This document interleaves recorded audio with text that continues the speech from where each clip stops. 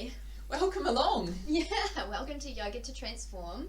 And this is Thankful Thursday, and today's topic is dun, dun, dun, dun, dun. Love yourself. Love yourself. Well, there you go. Yes. I know some of you might already be thinking, oh really? Yeah, exactly. Yeah. I know, but it's so important, isn't it? Well, I think it's the first. It's the most important love that you can cultivate, isn't it?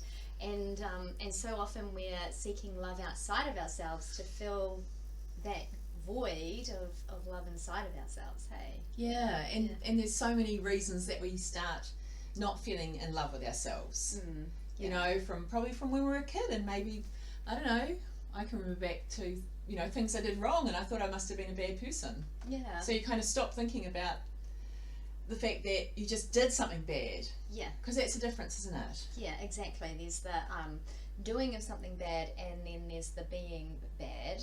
And actually, like from a Course in Miracles perspective, there's no such thing as being bad or doing something bad.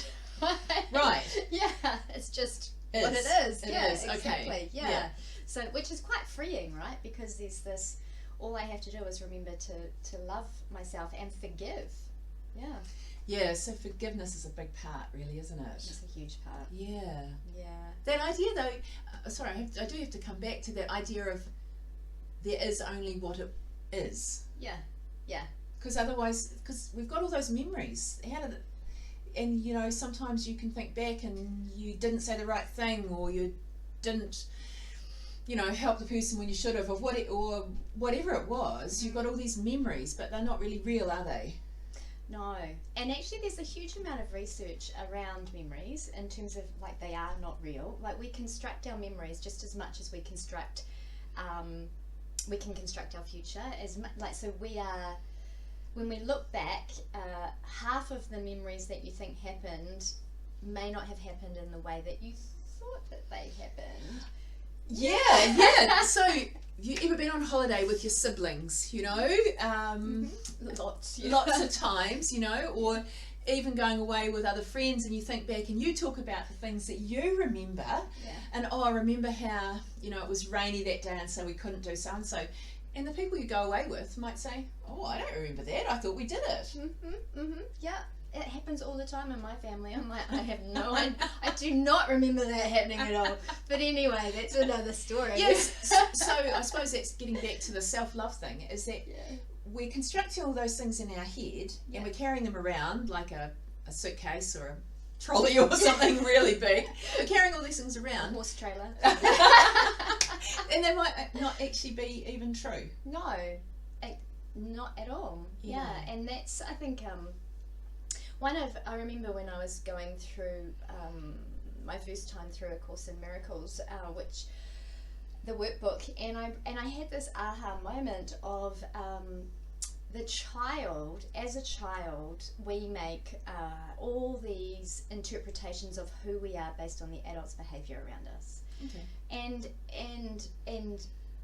because of the fact that we're the centre of the universe when we're children, and we still are when we get older as well, but we think that we've caused mum and dad to behave a certain way, or that we were, because of my badness or something that was wrong with me, these things in the world have happened. So there's these false interpretations that we start making right from a very early age that then we carry with us all the way through, and it was never the case. Right. So forgiveness. Yes. We actually have to be sitting here, and every moment you think about something like that, you just have to say, let it go, and you're perfect as you are. Yeah. And all those things that you might have in your memory may or may not have happened, and it doesn't matter whichever way, because now's the perfect time to be here doing whatever you're doing. Exactly. Yeah. Well, there's that Hafiz poem, which is, you know, where you are right now, God has circled on a map for you. Like you were meant to be here right now. And you and I were just having that conversation. Absolutely. Actually, everything that we've done was preparing us for this moment. That's right. We just didn't know. Whether I was a teacher and could write the notes that we've got just behind us to remind us where we're going. And I've got nice handwriting for a whiteboard. Exactly. But, you know, 40 years of teaching in a school. I remember saying I would never have passed that class. Yeah, and so So you guys sitting here watching this today, is the right time for you to be thinking about loving yourself and knowing you're perfect, focusing on your strengths and just taking the next step forward. Absolutely, and let's pick up on that string, like focusing on your strengths, hey? Right? Yeah, what a good one.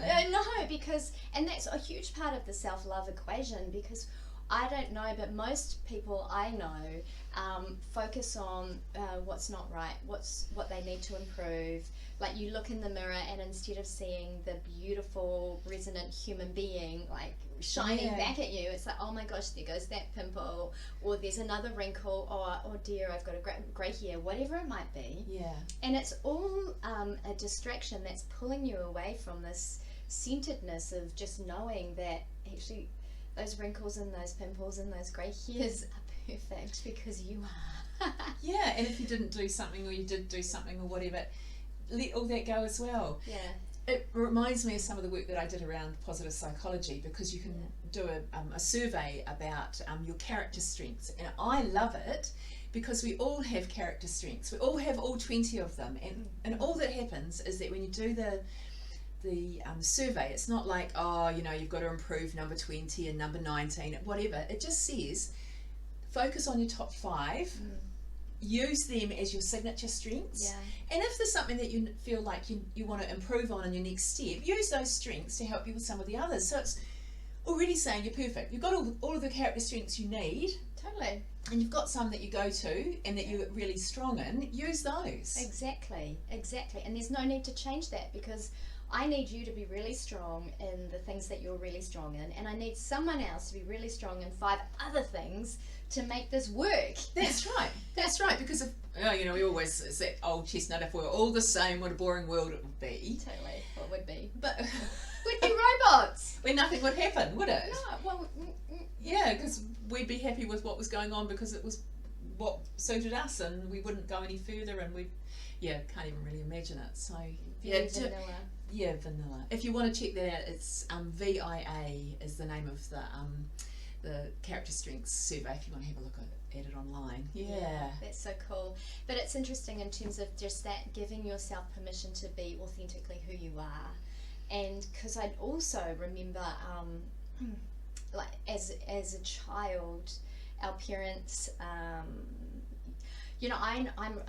raising 2 children myself currently, and I remember when they were younger, because they are very different personalities, but also very different personalities to myself, having to have these little conversations with myself about, I just have to let Eli do this passion that he has, even though I do not resonate with it, even though I'm struggling with it, because that's an authentic expression of who he is right now. So has always been really into computers, right? And that's it was a struggle. Not in a bad, it was a struggle, but like, he is so talented now in terms of he's really anchored into filmmaking, which right from the early days he was making films on my camera, my phone, and so it's phenomenal. But if I'd gotten in the way of that, and one of the things that the children say to me is, we're so grateful that you let us express who we are. And it's only because I do work with so many people who are hit 40 and they're like, so why are you an accountant or in marketing? And it's like, well, because I always really wanted to be a musician, but my parents said, well, how are you going to make money doing that? You have to get a sensible job, right?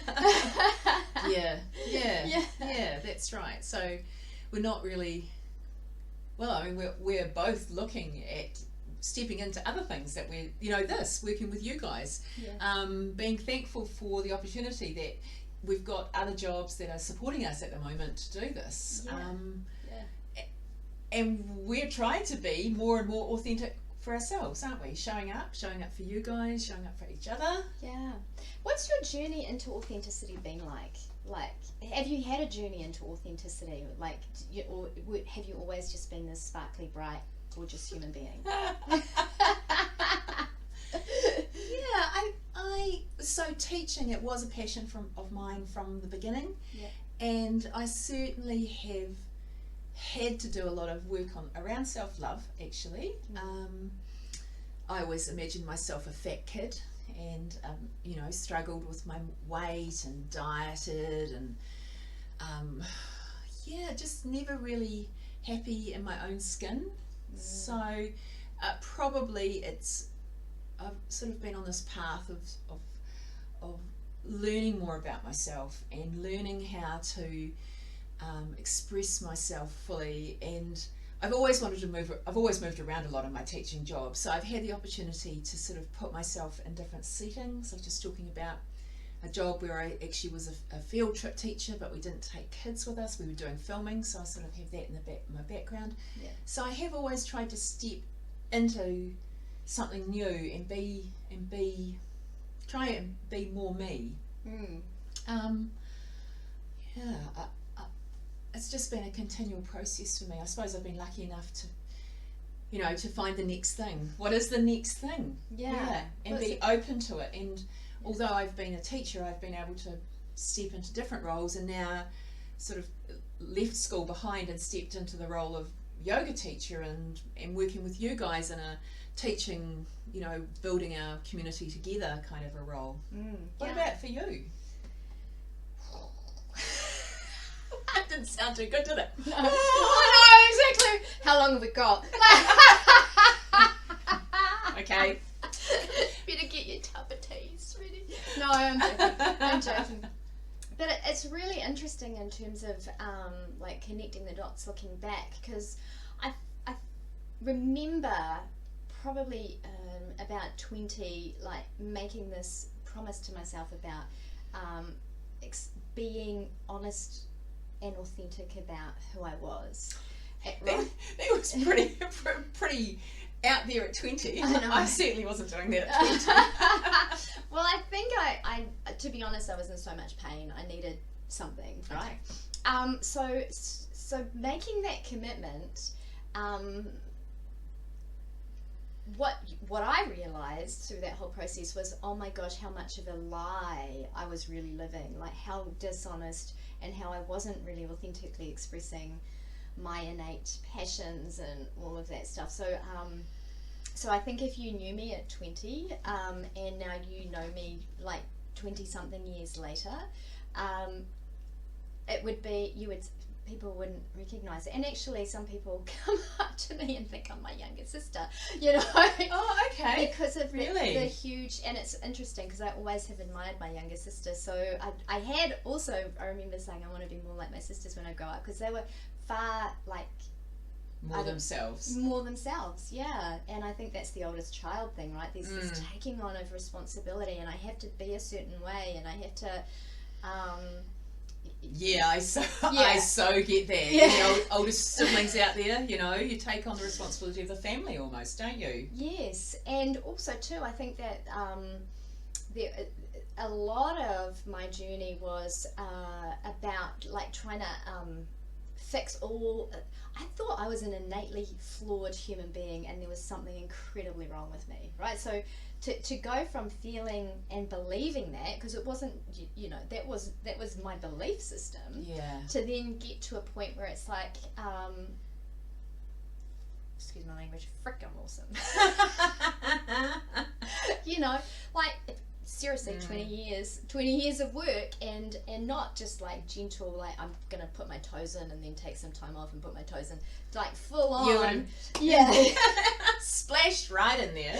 You're like, you would have been like, you've made this commitment to yourself, and you're gonna go hard. But there was so much unpicking that needed to be done to get to that point, and it's almost, but I needed to kind of take all those steps, and it wasn't until BJ Galvin, an Anusara yoga teacher that Katie Lane brought to New Zealand, and she was running an immersion. So I did my first Anusara immersion, and BJ was teaching like love is the ground of being, and you are perfect just as you are, and anyway, I was like, oh my gosh, no one had, I probably had heard it, but I'd never heard it. Yeah. and that moment people talk about, so I did that 5-day immersion, and anyway after that I went home and left a relationship I'd been miserable in. I was thinking we haven't even talked about relationships yet. Yeah. Maybe that'll be another whole video, but I think anyway. so. But I left a relationship I'd been miserable in because I wanted to be happy. I quit my job and I went to South America, and like, so the people that were on the immersion, like, what just happened to that woman? But it was like something shifted. You know, and that desire to just authentically, and then I went back to uni and did my psychology. I dived deep into the Anyasara teacher training path, travelled the world, because like all of it, my heart had been like, boom, okay, this is it. This is real. It was real for you, wasn't it? Inside. Yeah. I suppose I had an aha moment, but it was much sadder because we'll talk more about relationships another time, but certainly I'd been searching for someone to love me, and that was mainly because I wasn't loving myself.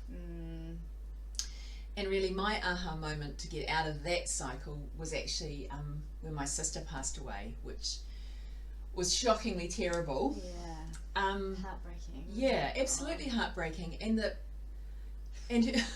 But her husband was really heartbroken, which of course you'd expect, and you loved him even more because he was. Yeah. But I actually thought that I deserved someone in my life that if I died, I wanted them to be heartbroken. Totally! You totally deserve that! I know! And so I kick up the pants in a terrible way, but that kind of was the point for me. That was like, change the relationship. Yeah. Be prepared for a relationship that was going to meet my needs. Yeah. I was perfect the way I was. Yeah. Plus, when someone really close to you dies, some of you have probably experienced this, it really makes you get on with your life. Yes. Because lots of people that we know and love don't have another day. This is maybe the only day they're going to have, or I'm going to have. So you better get on and frickin', excuse me. Thankful Thursday dedicated to frickin' today. Get on and do it and live your life and love yourself, because you are perfect just the way you are. Praise Boom. the Lord. Hallelujah. Yeah. And yeah, it's so true. It's interesting that you say that, because I had a moment in my grandparents' kitchen. Same kind of awakening, I guess, or insight, where it was like they were married 55 years and totally in love. My grandfather adored my grandmother, and you know, I thought she was a bit of a grumpy old lady, but she was actually pretty freaking cool. And I would have, you know, she adored him, and they were still playful together. They like doing the dishes and dancing together. Like he would like go get the car ready for them to go shopping, and she'd jump in the car and he'd say, right, and this is with us in the car too, where are we going? And she'd be like, off to the sex shop we go. I don't know, some like, she was a very prim and proper woman. Yeah. And it was, and then after he died, she just was waiting to die. That was it. Like, life was not worth living. Like, you know, that was so yeah, there's that moment of seeing this beautiful love and connection, and then also seeing the pain of having lost it. And I remember thinking, I want to love someone as much as that, so that when they're gone, I'm heartbroken. Yeah, that's right. And part of it is because we're not focusing on the fact that we're perfect to start with. So we put up with other stuff along the way. And we hide ourselves. We're not actually being authentically ourselves to fit into that relationship. Yeah. And so, need to shine brightly. Be who you are. Exactly. You're perfect the way you are. Exactly. Yeah, that's it. And the last point, I guess, in terms of that whole thing is the kindness and the compassion towards ourselves, right? And removing the barrier to love in every moment. So there's that kind of journey in my journey into love, and it sounds like yours too, has really been a journey into, okay, I need to just stop believing that there's something innately wrong with who I am. Yeah. I need to let that story go because it's not the truth. And then I can anchor into loving myself, and then from that place, I can open up to... Yeah, that's right. Everything. The bounty of the universe, really, isn't it? Yeah. Yeah, so Maya Angelou says, do the best, it's probably paraphrased, but do the best you can until you know better, and then when you know better, do better. Yeah. And that's the thing, that until you have those aha moments, and hopefully you're thinking along the lines of having some now, Fingers crossed. But, you know, we've all done the best we can with the knowledge that we have and the understanding and the situation that we have, and then, but it does behove us to move into the next step once we know that that's going to be there for us. And you know, I truly hope that you don't have to have a terrible loss experience like me, or you know, even you with your grandfather, to know that you can rock it every single day, and that you're going to be able to just shine brightly and be authentically you, and knowing you're perfect. Yeah, and I think that's the main thing, is like, if you have a thought that's unloving or unkind towards yourself, or that even suggests that you're not perfect in this moment, or that you cannot let go of a mistake that you made, or whatever, like, all of that is probably the nicer language is an illusion. I'm going to say it's BS. You're having a good day there, Christina. I am having a good day. But you know, it is not true, right? The only truth is you were born perfect, you will die perfect, and everything between born and dead is perfect.